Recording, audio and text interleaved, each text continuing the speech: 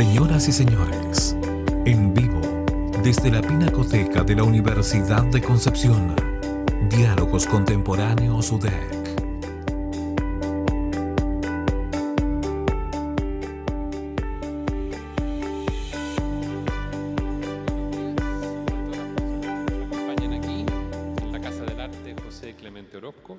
Como a través de la transmisión de TVU, televisión o del canal de YouTube de la Universidad de Concepción.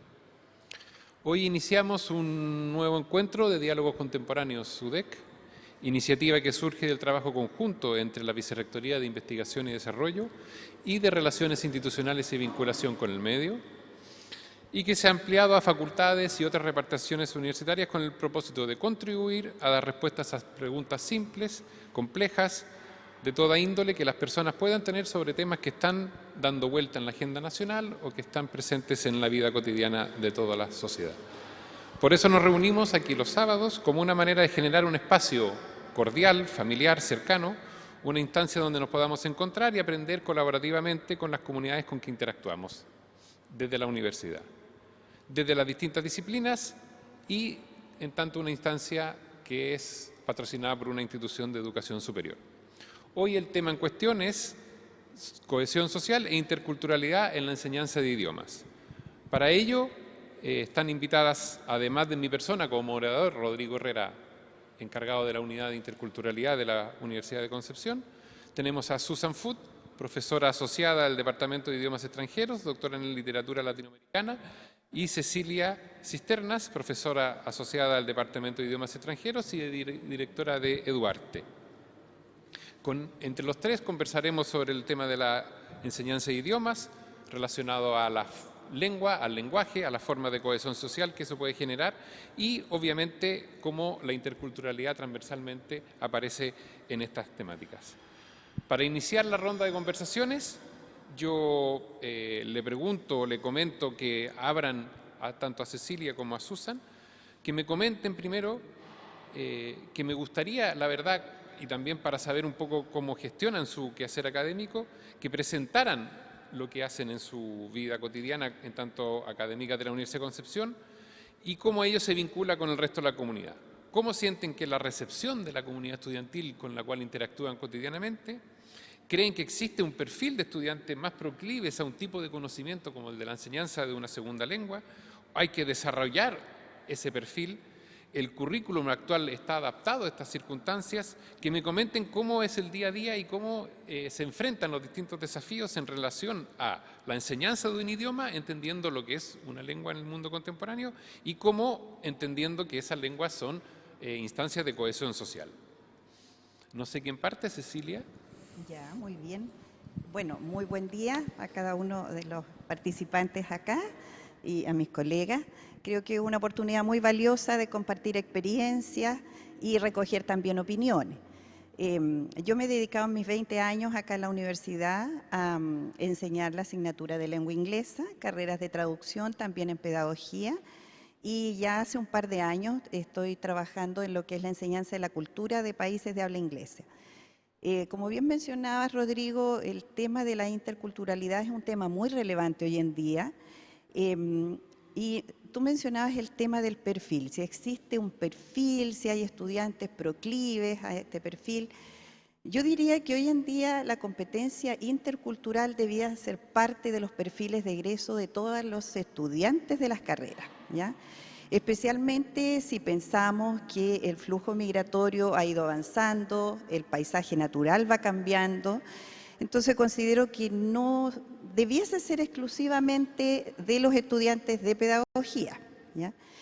Tenemos competencias genéricas que se desarrollan en el modelo educativo como la responsabilidad social, equipo interdisciplinario, por lo tanto esta competencia de interculturalidad debiese estar presente en todos los perfiles de egreso. En el caso particular de los estudiantes de pedagogía en inglés y de traducción, con los cuales trabaja Susan, yo también, hay un componente muy relevante hoy en día que lo releva el Ministerio de Educación, que son los estándares docentes, donde el estándar número 7 de los nuevos estándares apunta específicamente al desarrollo de la competencia intercultural, ¿ya?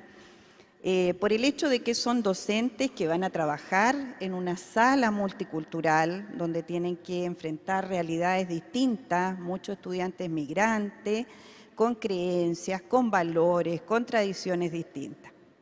Bueno, en mi caso experiencial, con los estudiantes de segundo año, lo que yo hago particularmente es indagar acerca de los países de habla inglesa, enseñarles toda la parte histórica, pero cuál ha sido el legado de estas culturas, pero a la vez, ¿no es cierto?, vamos comparando nuestra cultura con estos países de habla inglesa. Y ahí realizamos distintas actividades didácticas donde ellos tienen que realizar una búsqueda de información, pero también ir valorando su propia cultura y comparándola con los países que estamos investigando. Ha resultado bastante exitosa esta experiencia, realizamos distintos tipos de ejercicios, actividades, desarrollamos mucho el pensamiento crítico y creo que poco a poco se ha ido logrando. Susan creo que tiene mucho más que aportar desde el punto de vista de la literatura. Sí, Susan, quisiera que Cecilia comenta que hay una relación muy cercana y nunca se sabe hasta dónde los límites entre la lengua y la cultura, digamos. Quisiera que me comentaras al respecto de tu propia experiencia en tanto docente que proviene de otra cultura, de otra lengua materna, y cómo ha sido llevar esa experiencia, trasladarla aquí, digamos, en otro contexto. Bueno, por primera parte me llamo Susan Foot, llevo 30 años aquí, además de enseñar en el pregrado en cursos de pedagogía en inglés y traducción, también hice el doctorado aquí en literatura latinoamericana y a nivel de posgrado los cursos que yo dicto están en cultura mapuche, testimonio mapuche oral para contar la historia desde la oralidad y en la poesía actual de los últimos 20 años. Así que he tenido muchos estudios y publicaciones en la interculturalidad en cuanto a pueblos indígenas en Chile. También organicé varios conversatorios en el Foro Constituyente sobre el tema de interculturalidad. Esas son cosas que he hecho fuera de mi quehacer como profesora de literatura en el Departamento de Idiomas Extranjeros, que me han nutrido y me han influido muchísimo en la forma en que imparto mis clases de literatura en las carreras de idiomas extranjeros. Todos estos conceptos de interculturalidad son transferibles desde relaciones con pueblos indígenas hacia el mundo, porque hoy día la lengua inglesa se habla mayoritariamente en más de 60 países y muchos de estos países fueron ex colonias de la Gran Bretaña o también bajo Estados Unidos. Entonces, hoy en día la lengua no es de los países de Occidente, entre comillas, necesariamente, sino es una lengua que se habla en todos los continentes del mundo. Y en África, en unos países es la lengua oficial, en la India también, entre 100 idiomas y más que son oficiales, el primero es en inglés. Entonces, hoy en día en la literatura y en la cultura, los libros que están haciendo impacto en el mundo, que están ganando los premios literarios, no son los textos convencionales, canónicos que conocíamos hace 50 años atrás, sino son los textos ahora que vienen de otras partes del mundo. Por ejemplo, los premios Nobel ahora último han venido de África, escribiendo en inglés. También, no solamente para conocer distintas partes del mundo donde el inglés se habla también, sino hablar en cuanto a la migración a nivel mundial. Creo que la lengua mayoritaria es el inglés también. Y además son temas ahora que en el mundo estamos en una época donde se ve mucho odio, mucha guerra. Y entonces es fundamental que en la enseñanza de lengua no solamente hablamos de cuestiones lingüísticas, sino también que nos dé las herramientas a nuestros alumnos para comprender este mundo en que estamos viviendo ahora. Porque no podemos encerrarnos en nuestras casas o en nuestra pequeña realidad sin mirar por otros lados.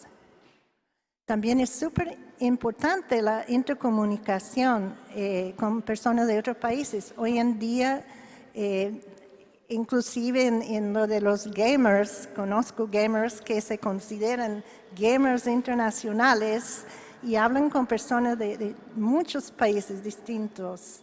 Y ahí veo que unos están, sí, así es.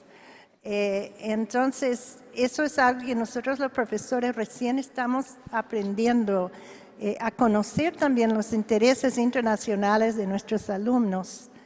Además, en Estados Unidos, yo soy de Estados Unidos, y para entender lo que está pasando hoy día, qué son los conflictos, es importante conocer la historia. Leyendo libros de historia, pero también a través de la literatura. Muchos de los libros que enseño en mis cursos tienen que ver con inmigrantes, como La casa en la calle Mango, o Borderlands, que no es exactamente inmigrantes, pero es cómo vivir en la frontera. Y eso tiene mucho que ver con lo que está pasando ahora en Estados Unidos. O la historia de Estados Unidos desde una perspectiva de las personas, los pueblos indígenas. Son libros que yo ocupo en mis salas de clase de una forma u otra, junto con textos sobre Haití, también la Gran Bretaña, narrado desde una perspectiva de la historia de las mujeres inmigradas de África. Esto es importante para mí, por lo menos, y tiene que ver con todas mis investigaciones que he hecho aquí en Pueblo Mapuche, un libro que publiqué aquí en esta universidad que se llama Pascualcoña, Historias de sobrevivientes, la vida... la letra en la vida y la vida en la letra, ya ni me acuerdo, lo sabía muy bien hace 10 minutos atrás. Entonces son cosas también de saber de la propia cultura. Ahora gané un concurso con dos colegas más para enseñar un curso complementario interdisciplina que está abierto de pregrado a todas las carreras. Y eso también es importante, que haya una comunicación entre gente de pregrado de distintas carreras, no solamente entre ustedes, pero que conozcan gente de educación básica, de geofísica, de biología, que tienen mucho en común. También eso me gustaría ver, que hubiera más interacción entre ustedes. Y en este complementario es interdisciplina, pero alrededor de lo intercultural. Entonces, la temática en que nos une entre las ciencias medioambientales, la medicina y la literatura es el tema intercultural. Como en nuestras investigaciones entre varios docentes coincidimos en esta admiración y amor hacia los pueblos indígenas y lo que hemos aprendido en nuestras investigaciones. Eso es algo que me encantaría poder socializar más con mis alumnos de pregrado en idiomas extranjeros. Porque si uno va afuera o si la gente viene para acá, te van a preguntar, ¿qué conoces de su cultura? ¿Sí? Ustedes conocen más de la cultura internacional, de los gamers, de lo que pasa en otra parte del mundo, pero ¿qué pasa en Chile? También es importante que puedan conversar y comprender dónde estamos nosotros en el mundo y cómo nos conectamos con los demás. Gracias. Gracias. Susan, ¿ibas a comentar algo, Cecilia? Sí, desde mi perspectiva de la enseñanza de idiomas con adultos mayores, que es otra de las áreas a la cual me dedico y con mucha pasión, y ya llevo muchos años trabajando con ellos acá, realmente llama mucho la atención lo valioso que es para ellos aprender de otra cultura. O sea, no solamente se acercan a la Universidad de Concepción a aprender idiomas, el italiano, inglés, alemán, etcétera, pero podemos llegar a discutir temas tan valiosos como, por ejemplo, el concepto de belleza, cómo se percibe entre una cultura y otra, el mundo, el conflicto ambiental que se está dando, cuáles son las acciones que vamos desarrollando en ambos países. Entonces, ellos lo ven desde otra perspectiva, con mayor experiencia en sus vidas, ¿no es cierto?, con un mayor bagaje cultural, pero también ha sido un tema muy relevante que he ido desarrollando, se han hecho tesis también de pregrado en el enfoque que tiene la enseñanza de idiomas con adultos mayores y el beneficio que conlleva, ¿no es cierto?, en el desarrollo de la competencia intercultural. Al respecto, ¿podrías contarnos un poco más cuál es la recepción en los adultos mayores? O sea, ¿cómo tú percibes que es la motivación que los llevó a estudiar, pagar una antigua deuda consigo mismos, un interés que surge en el momento, que tienen más tiempo? ¿Cuáles serían las motivaciones que hay detrás de estos adultos mayores? La gran mayoría de ellos viene por los idiomas, precisamente, ¿ya? Y entre sus motivaciones es que ya tienen el tiempo suficiente para dedicarlo a este hobby, que lo tenían desplazado por mucho tiempo, ¿no es cierto? Muchos de ellos viajan, ya tienen familiares en el extranjero, por enriquecer su bagaje cultural también. Se han acercado a la universidad, muchos de ellos nunca tuvieron la opción de pasar por la universidad, entonces acercarse a un aula universitaria tiene un sello especial para ellos también. Yo diría que esas son las principales motivaciones que tienen, y me llama mucho la atención el nivel de logro que alcanzan en la lengua, ¿ya?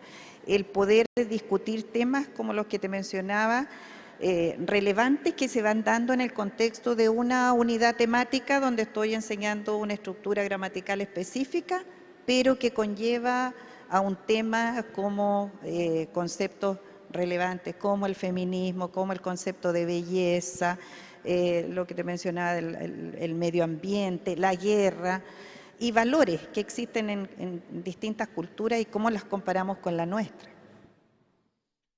Susan, en los estudios sociolingüísticos, o en quienes estudian, existe un concepto que se llama disglosia, que es que una lengua adquiere mayor valor no por el valor que tenga la lengua, sino por el valor que tienen los hablantes de esa lengua. Y por consiguiente hay un menor valor de una lengua, no por la lengua en sí misma, por su estructura interna, su gramática, sino por el valor que tienen socialmente quienes hablan esa lengua. Ese proceso se entiende bien si hablamos del inglés y, por ejemplo, la lengua de los pueblos originarios. Hay un fenómeno de mayor valor, menor valor ahí.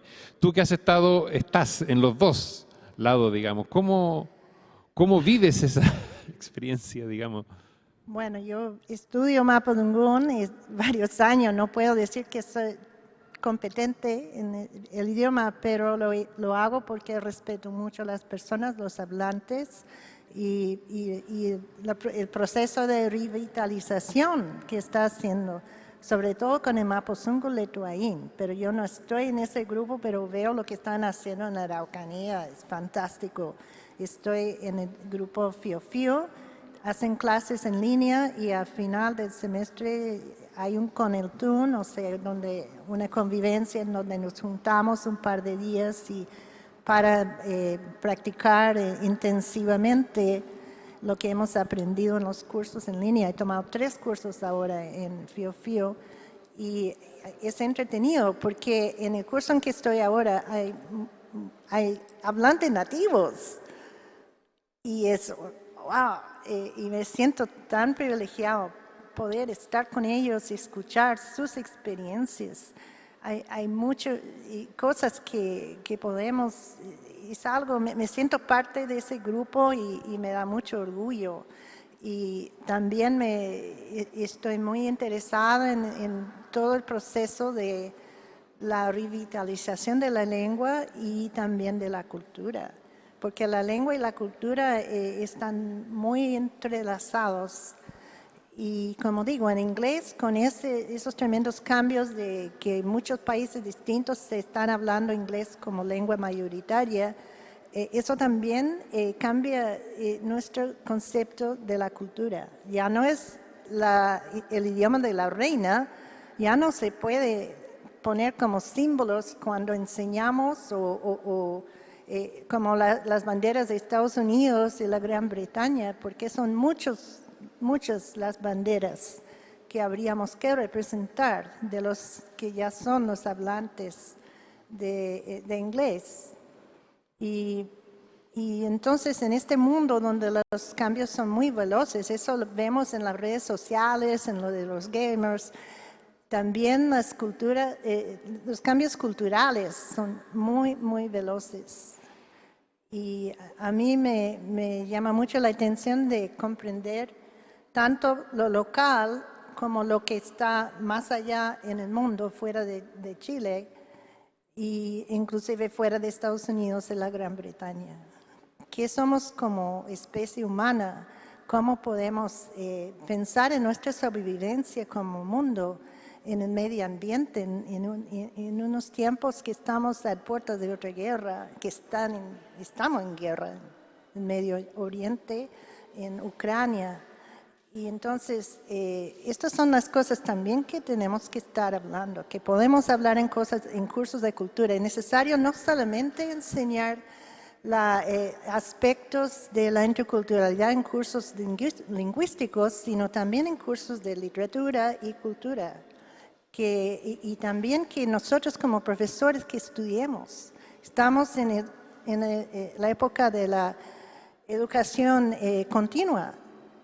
Tenemos a veces que salir un poco de nuestra área para poder ser ciudadanos, para tomar decisiones, para escribir constituciones. Tenemos que saber más de lo que es nuestro pequeño mundo de investigación a veces. Eso. Sí.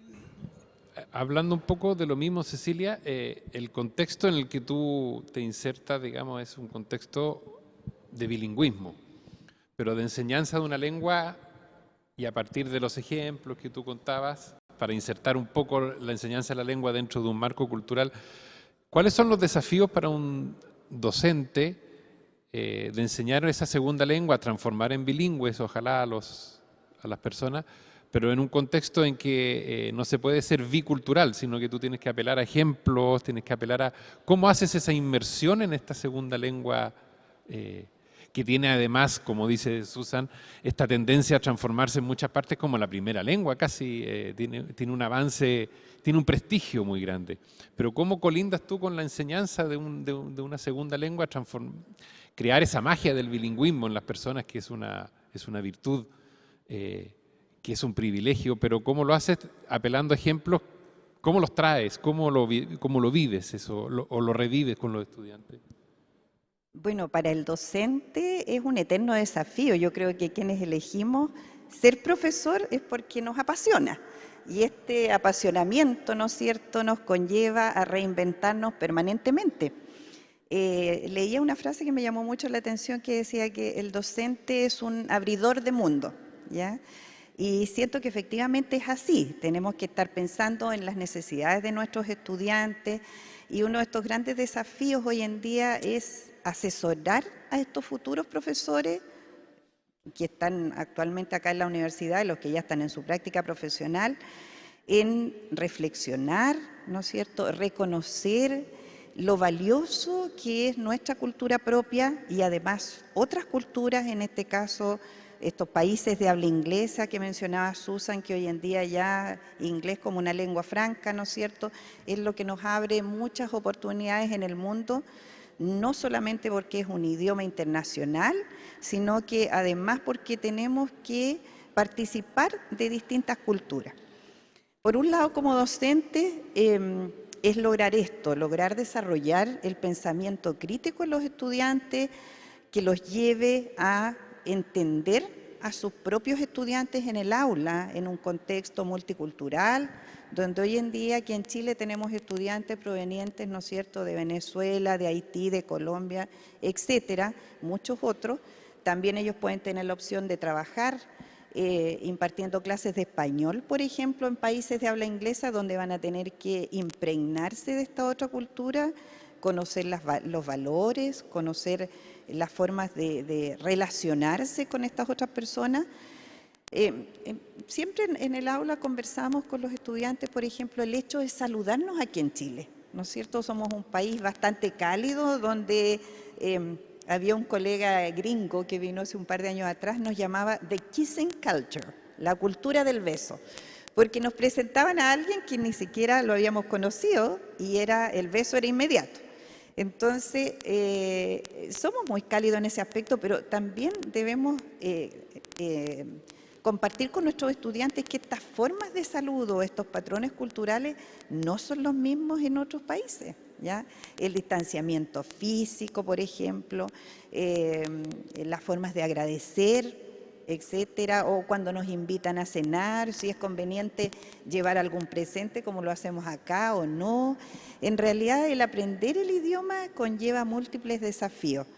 Y en el día a día, en nuestra vida académica, ¿no es cierto?, uno de estos desafíos es lograr que nuestros estudiantes lleguen a entender ese proceso de valorar la cultura propia y además valorar otras culturas. Dejar un poco el etnocentrismo, ¿no es cierto? Ninguna cultura es mejor que otra. Somos distintos, simplemente somos distintos y nos tenemos que nutrir de los aspectos positivos y a lo mejor los no tan positivos, como estos estereotipos que se han ido gestando. Ahora, en términos de evaluación, también es un desafío. Tenemos que entregarle a nuestros estudiantes las herramientas, no solamente para que evalúen contenidos de la cultura, sino otros aspectos que son altamente valiosos. En las clases de cultura, por ejemplo, yo les pido a los estudiantes que enseñen un contenido y después que lo evalúen de una manera didáctica. También otra actividad que ha resultado bastante interesante y yo diría que fomenta mucho el desarrollo del pensamiento crítico, valora la interculturalidad, es el Traveler Blog, que es un blog viajero, donde yo les digo, algún día ustedes van a tener la posibilidad de visitar este país. Imagínense que van a pasar 7 días y van a conocer esta cultura. Investiguen. ¿Qué idiomas hablan? Si los comparamos con lo que se habla en Chile. El sistema de gobierno, ¿cómo es? ¿Qué tiene de bueno y qué es similar al sistema de gobierno acá en Chile? ¿Ya? Los tipos de alimentos. ¿Tenemos algún parecido? ¿Ya? Porque de esa manera ellos van un poco impregnándose de esta cultura que están investigando, valorando lo propio que tenemos y preparándose para ser futuros docentes en un aula multicultural. Pero es un desafío constante, ¿ya? No es algo que termine, como decía Susan, la educación continua llegó para quedarse. Y es para alumnos y profesores. Y es para alumnos y profesores. Nos obligó durante la pandemia a reinventarnos y digamos, nos quedamos con lo positivo que significó hacer estas clases de manera online, ¿no es cierto? Desarrollando otros talentos que no los habíamos pensado. Sí. Susan, desde tu experiencia, ¿por qué es tan difícil pensar siquiera la enseñanza del Mapudungún Chedungún en las aulas universitarias?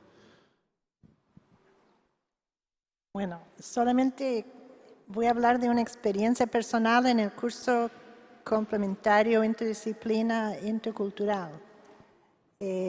Cada semana trato de tener un invitado. A veces me toca a mí o uno de los profesores adjuntos, Gerardo Zócar de Medio Ambiente o el Marcelo González de obstetricia, pero pedí a la Paulina Urrea Ancanao que hiciera un curso de saludos en Mapudungún.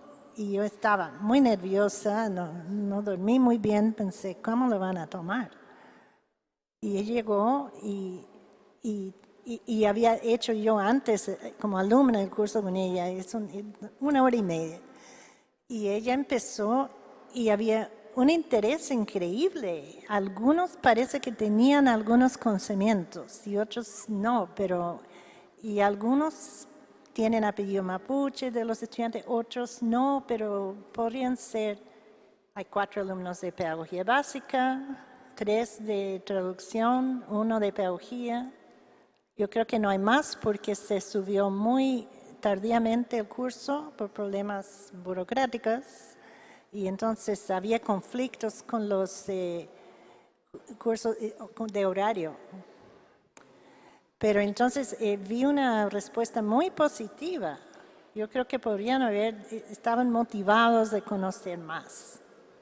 Y lo otro que en ese curso, con alumnos tan distintos que nos dimos cuenta es que muchos estudiantes hoy en día llegan a la universidad y no han tenido historia, no conocen la historia de Chile, ni de cómo se formó la colonia. Entonces invité a Nelson Lobos, que es un magíster en historia, y habló la historia como si fuera Harry Potter, desde los inicios, la conquista, pero de una forma que nadie sospechaba, que dio un giro, que tenía que ver con lecturas distintas de las crónicas y de la historia. La gente estaba muy interesada. O sea, uno nunca sabe cuando hace algo por primera vez cómo va a ser la respuesta de los alumnos. Pero decía, pero si nosotros no sabíamos esto y cómo, y entonces es importante que hayan cursos complementarios donde se da un repaso de la historia, pero de una forma distinta que en el colegio, en la oralidad, y también rescatar el concepto de oralidad como algo motivante para poder comunicarse entre nosotros.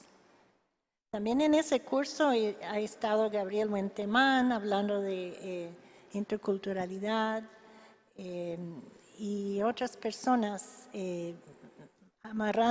ligando todo lo que compartimos en cuanto a protección del medio ambiente, los estudios de Gerardo en el Alto Biobío, donde se metió en recuperaciones de tierra y tuvo que ir a declarar, y también conocí el abuelo de Gabriel Huentemán, y Paulino Urrea conocía a Gerardo cuando era chica.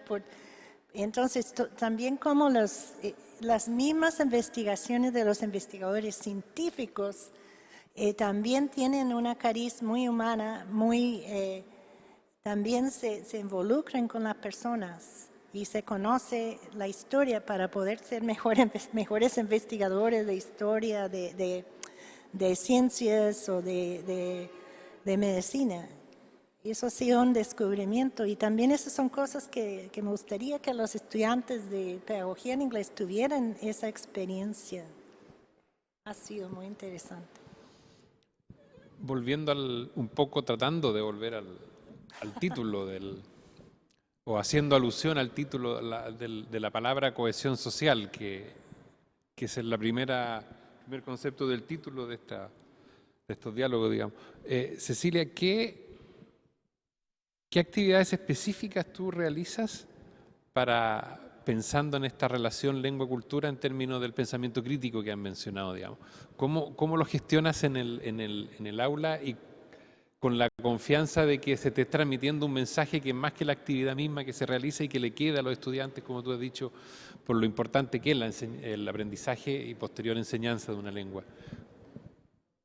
Yo creo que la didáctica en la enseñanza de la cultura es lo fundamental. O sea, el estudiante aprende cuando participa en un evento significativo, y eso es lo que le queda. Me venía a la memoria el año pasado, trabajé con estudiantes de segundo año. Estábamos viendo, por ejemplo, el rol que había jugado Enrique VIII, ¿no es cierto?, sus Seven Wives ahí, la revolución de este quiebre con la iglesia. Entonces, ¿cómo lo hacíamos un poco más didáctico? Decía yo, para que no sea solamente memorizar eventos.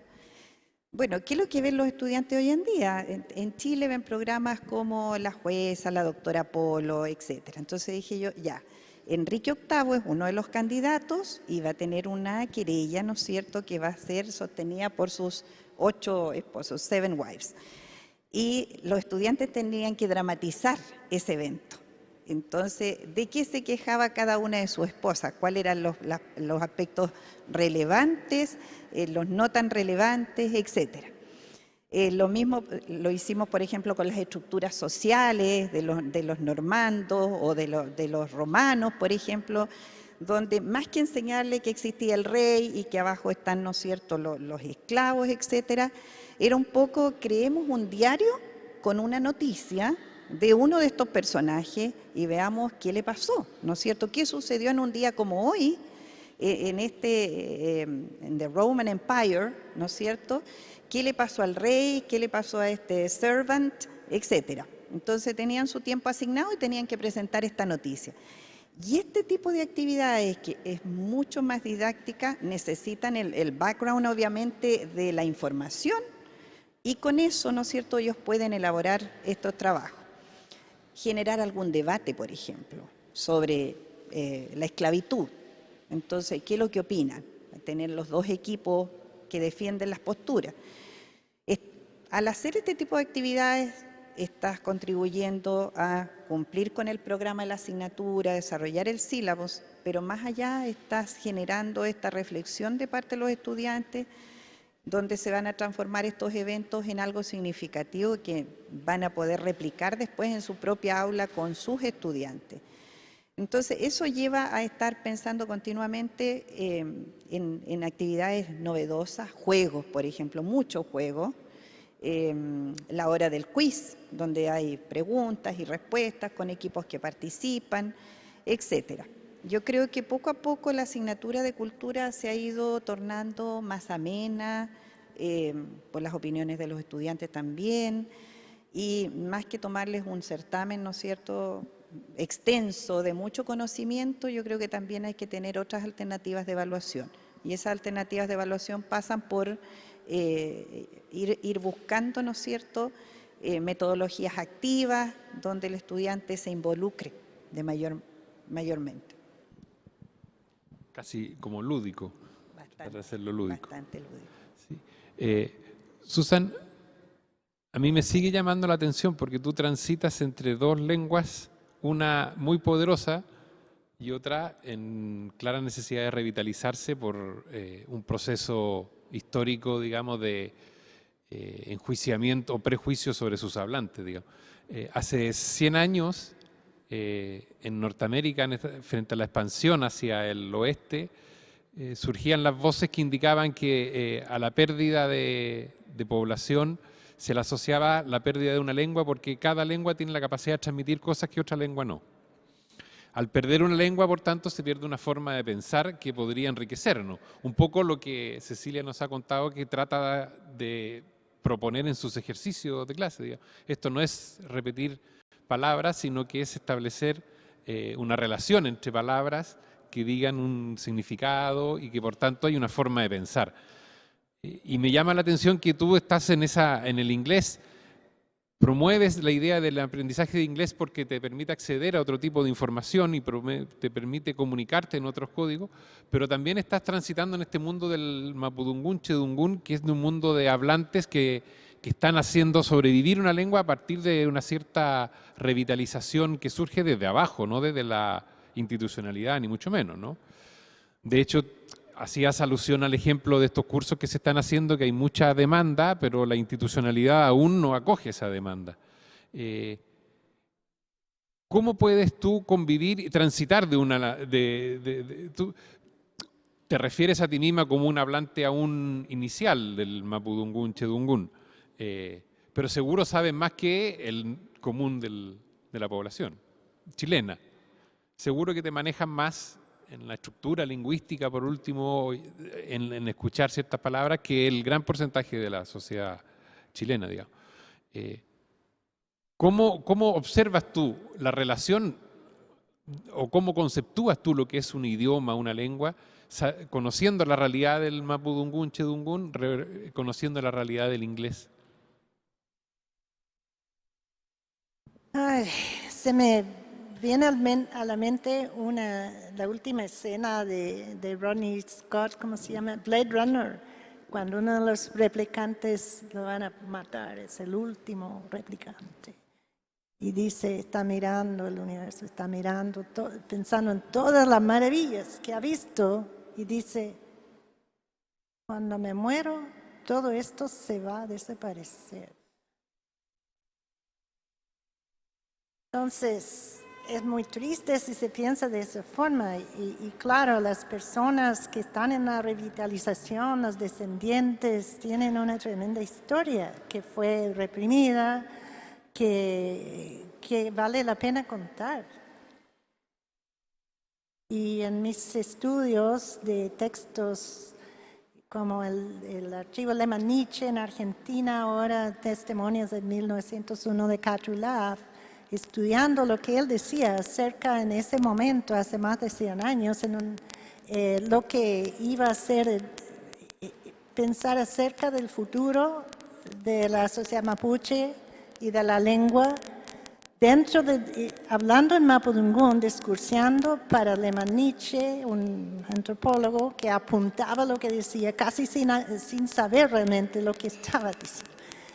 Y tratar de entender sus formas de pensar, de epistemología, si quiere, o sea, la forma desde un discurso lingüístico oral que marca un momento significativo, histórico, importante de rescatar en estos textos, de esa forma de comprender la realidad, de construir la realidad, que es diferente. Y eso es lo que me llama la atención, es como mi obsesión, porque también en mis publicaciones sobre epeo mapuche también es más o menos lo mismo, a través de los epeos, cómo se puede entender una forma de pensar que no es la forma de una, que de personas que estructuran el mundo de otra manera. Y bueno, es como hay muchas teorías ahora del tercer espacio, Homibaba, de lingüísticos y de filósofos, de todo, de interdisciplina, de cómo podemos entendernos si tenemos formas distintas de estructurar el mundo, categorías distintas de pensamiento, de formar estereotipos. Eso es lo fascinante de la comunicación, de pensar en lenguas que no son muy cercanas a la mía, por ejemplo, de cómo se estructura el mundo. Estas últimas 2 semanas me tocó mucho estar en el Alto Biobío por trabajo. Y todos los días que me encontraba, bueno, con las mismas personas, pero me encontraba en la mañana para salir a otros lugares, y la pregunta era, ¿qué soñó? Es una pregunta muy común en la cultura mapuche, porque los sueños, como tú decías, los EPEU tienen mucha incidencia en la vida cotidiana, en el despliegue del día después. O sea, Lo primero que se hace cuando se levanta es contar los sueños. ¿Qué soñó? Y se crea una narración. Bueno, son lenguas más bien orales estas. ¿A ti, Cecilia, no te toca el prejuicio como fenómeno dentro de tus estudiantes acerca del inglés? Los estereotipos, sí, supongo que tienen que haber estereotipos, pero no prejuicio acerca del hablante en términos de una cierta discriminación de hablar de la lengua inglesa como un dialecto o inferiorizar la lengua, digamos, ¿no? Pero sí te tocan estereotipos entre los estudiantes, ¿no? Más que estereotipos, yo diría que nos focalizamos a medida que vamos avanzando, ¿no es cierto?, en analizar esta cultura y sobre todo el legado que quedó ¿no es cierto?, en Gran Bretaña. Profundizamos bastante en lo que es cómo se fue formando la lengua inglesa, ¿ya? Lo bueno que dejaron, digamos, los grupos que invadieron Gran Bretaña, por ejemplo, ¿no es cierto?, el uso del latín. El otro día conversábamos, bueno, ustedes están aquí en la Universidad de Concepción, es su alma mater. Ustedes saben por qué usamos alma mater. Bueno, aquí les voy a explicar, ¿no es cierto?, que alma mater, curriculum vitae, annus domini, pater familia, todo esto fue el legado que dejaron los romanos, ¿no es cierto?, en nuestro idioma y que lo usamos. ¿Y por qué restaurant y cuisine y sándwich? Bueno, después llegaron los normandos y también trajeron su legado. Y si algún día tienen la oportunidad de viajar al Reino Unido, ¿no es cierto?, se van a acordar que estos castillos fueron el legado de estos distintos grupos. Entonces, más que estereotipo, es un poco compararnos nosotros mismos como país, Chile, por ejemplo, nuestra forma de ser, nuestras costumbres, con otros países de habla inglesa. Como te mencionaba anteriormente, decíamos, nosotros somos muy cálidos, muy afectuosos, y los ingleses son más fríos, ¿te fijas? Entonces, pero eso no es, yo no diría que es un estereotipo no es un aspecto negativo, más que nada es su forma de ser, que merece todo nuestro respeto, y la idea, ¿no es cierto?, es rescatar lo valioso de estas culturas y cómo poder ir complementándonos, más que pensar que una cultura es mejor que la otra, que lo que nos pasa de repente, no, es que los argentinos, ¿no es cierto?, los argentinos que son muy buenos para hablar, que, ¿no es cierto?, siempre están como haciendo, digamos, alarde de su cualidad y de que son ganadores, pero yo creo que va más allá. El rol de un educador tiene que ser promover valores como la tolerancia, como el respeto, lograr, como decía Susan, un equilibrio entre las culturas y quizás conflictos tan graves como lo que se está viviendo hoy en día, ¿no es cierto?, en la Franja de Gaza, las guerras, estas diferencias abismantes de repente, quizás parten por un tema de fomentar una educación basada en la equidad, en el respeto y en la tolerancia. Yo creo que más que reforzar lo que son los prejuicios, los estereotipos, debiéramos tratar de promover esos valores como la empatía. Se supone que por un guión que te pasan medio escondido, aquí corresponde que si hay preguntas de la gente que está aquí presente, digamos, participe antes de entrar, sino en el cierre de comentarios finales, ¿no? Me hacen señas de afuera y todo, siglas que no entiendo, porque como estamos hablando de lenguas, no de mimeo. Entonces, no sé si quieren comentar algo las personas aquí presentes, tienen algún comentario, pregunta, lo que sea, digamos, o si no, para que cada uno de los presentes haga un cierre sobre su... Que Susan comente por qué trajo esos libros, para empezar, porque tiene que haberlos elegido. Los libros que trajiste los elegiste, especialmente, sí, ¿no es cierto? Que ya nos contarás por qué. No sé si alguien quiere... Hay una persona que quiere... Ellos son estudiantes, Rodrigo, de tercer año, de segundo año de la carrera de Pedagogía en Inglés, y yo creo que ya deben irse perfilando como futuros profesores de inglés y este desafío que van a tener ahora en la enseñanza de un aula multicultural, ¿no es cierto, Matías? Sí, no, yo ahora estoy en tercer año de Pedagogía en Inglés, estoy en mi práctica intermedia 1 y mi pregunta va más relacionada como a las redes sociales, porque actualmente en un mundo, cierto, donde estamos comunicándonos, cierto, por redes sociales, Facebook, WhatsApp, TikTok actualmente, que es muy famoso, cierto, está este fenómeno de interculturalidad también, porque aprendemos lenguaje, cierto, de otros países, y por medio del lenguaje aprendemos otras culturas, porque la gente en redes sociales comparte su día a día, ¿cierto? Comparte lo que hace, comparte festividades, comparte cultura en general. Entonces, ¿cómo podemos nosotros como profesores, ¿cierto?, de una lengua extranjera, mantener y hacer uso de las redes sociales para que la interculturalidad, ¿cierto?, esté más presente en el aula de clases? En términos de metodología, Matías, yo creo que sí, como en términos de metodología y quizás técnicas que uno podría utilizar didácticas dentro del aula de clases para hacer como lo que hicimos el año pasado, ¿cierto?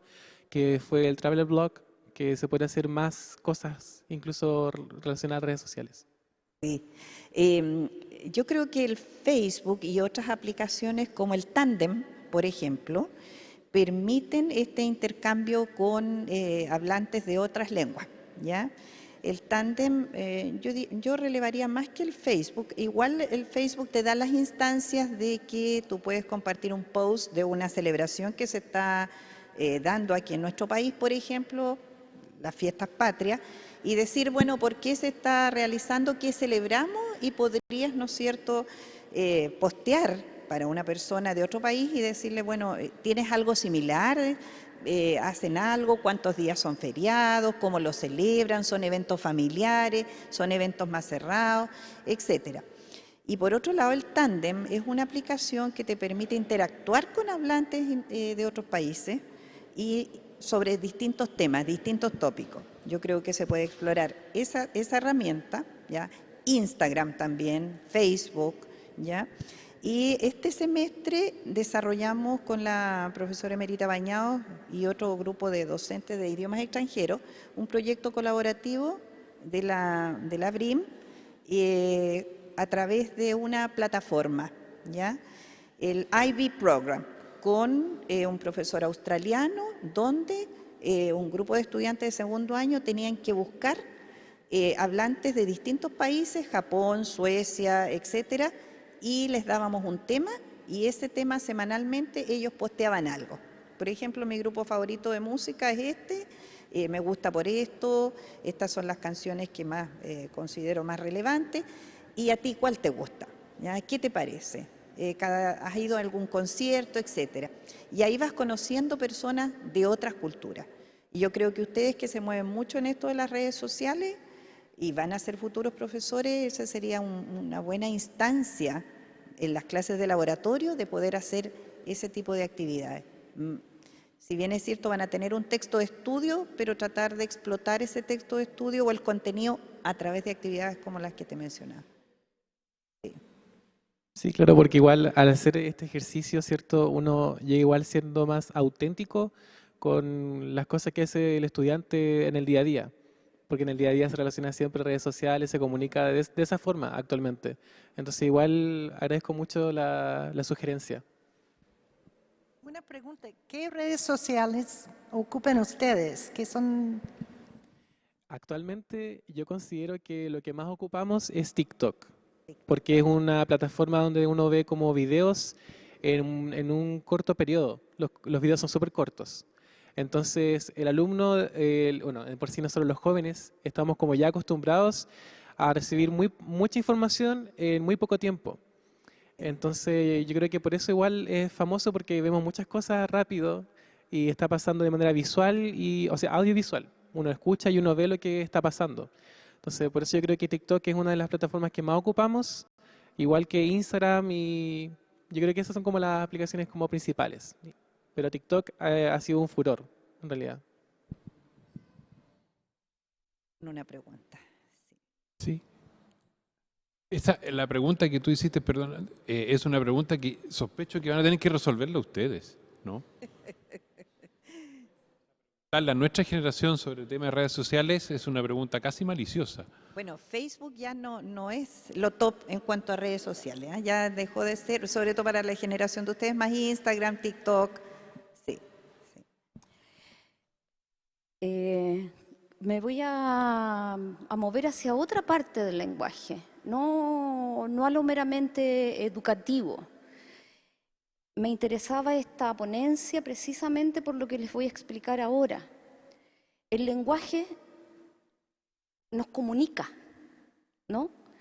Y nosotros, cuando provenimos de distintas culturas, obviamente lo que queremos comunicar es completamente distinto de lo que el otro entiende. Tanto es así que a veces dicen que leer a Shakespeare en cualquier idioma que no sea su idioma nativo pierde muchísimo. No tengo idea, yo no lo sé. Solamente lo digo como algo que he escuchado. Partiendo de eso, te quería preguntar, en este lenguaje mapuche al que tú te aproximas, ¿cuánta riqueza valórica en términos de lo que hoy día nosotros como mundo estamos viviendo, por la pérdida que estamos teniendo desde la diversidad, desde la ecología, desde la mirada climática? ¿Cuánta riqueza ves tú ahí que aún podemos rescatar y que debería ser casi un imperativo empezar a comunicarnos y empezar a comunicar que cuando hablamos de tierra no estamos pensando solo en la tierra, que cuando hablamos de aire no es solo eso, que cuando hablamos de agua no estamos pensando en privatizar. Me gustaría que desde esa mirada tú nos explicaras un poco cuánto has alcanzado a conocer de esa riqueza, porque si bien es cierto, todas las culturas merecen respeto, hay algunas culturas que han sido solo de imponernos una bota encima y hay otras que nos han invitado a convivir pacíficamente. Esa es la primera pregunta. Y la segunda, para los tres quizás, es algo que dijo Max Neff hace mucho tiempo atrás. Dijo lo siguiente: antes de que la realidad cambie, debe cambiar el lenguaje. Y el ejemplo es el siguiente.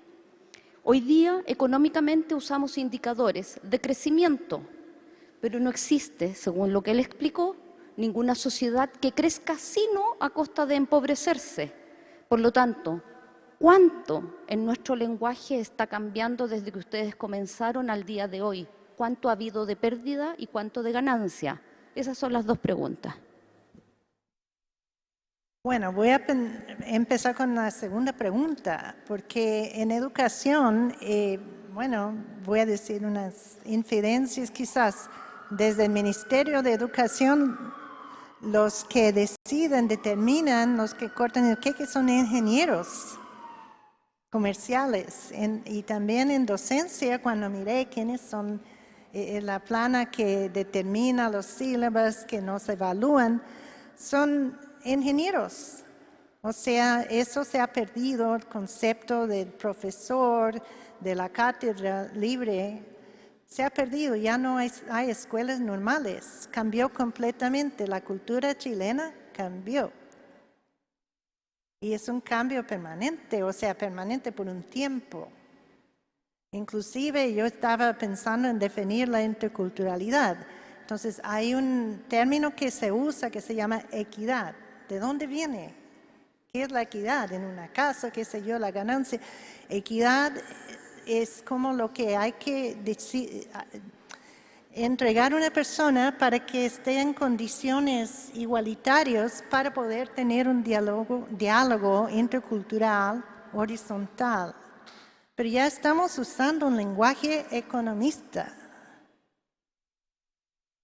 También no solamente es manejar la terminología que nos han impuesto desde docencia y otras partes para poder hablar de la educación, porque eso no es un lenguaje día a día. Tenemos que volver a centrar las clases en los alumnos. No es que nosotros entregamos el conocimiento, intercambiamos el conocimiento. Nosotros los profesores tenemos que escuchar. Cuando yo voy a una comunidad, cuando he ido a un guillatún, a veces me han tratado mal, pero igual yo estoy ahí, respeto, porque comprendo. Hay que escuchar. Si se quiere dialogar, lo primero que uno hace es escuchar y respetar las reglas de donde uno vaya, por lo menos en culturas indígenas. Respetuosamente. Y en la sala de clase, eso es un valor que también como profesores escuchen cuando sean profesores a los alumnos.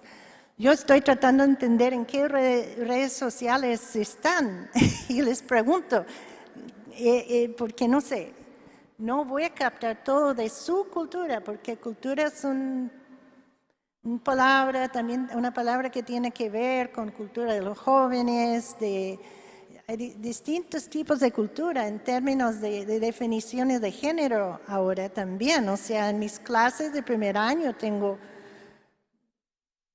20% del curso que se define como no binario o una definición no tradicional en términos de masculino o femenino. Se habla de las disidencias sexuales. Esos también son términos culturales que surgen, que no existían hace 20 años atrás. Por ejemplo, cuando Lemebel escribió, no había una palabra para decir la loca de frente, pero la cultura está en todas partes, no solamente es algo tan lejano, hay culturas de jóvenes, hay culturas de disidencias sexuales, yo soy de la tercera edad, tengo 73 años, hay culturas de adultos mayores, entonces es un poco complejo hacer esos cambios en el pensamiento. Si yo todavía estoy aquí a mis 73 años es porque me ha costado, pero trato de escuchar, trato de pensar que tengo algo que aprender todavía. No tanto quizás enseñar, sino aprender. Me encanta aprender. Y si se quiere seguir siendo vigente después de 70 años, hay que seguir aprendiendo y escuchando. No sé si siempre lo hago, pero esos son más o menos lo que me rige, no sé.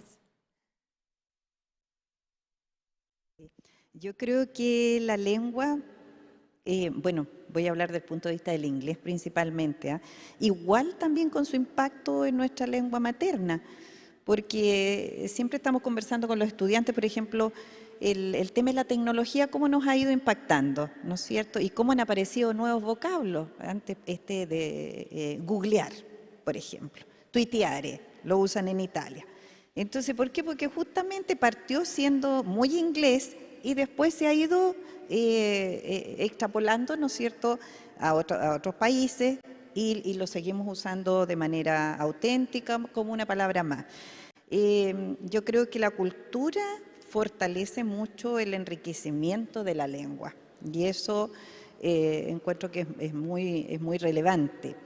Como dice Susan, estamos en un constante aprendizaje. Para nosotros, profesores de inglés, bueno, ella es hablante nativa, pero con nuestros estudiantes, ellos manejan otro tipo de lenguaje en inglés, ¿ya?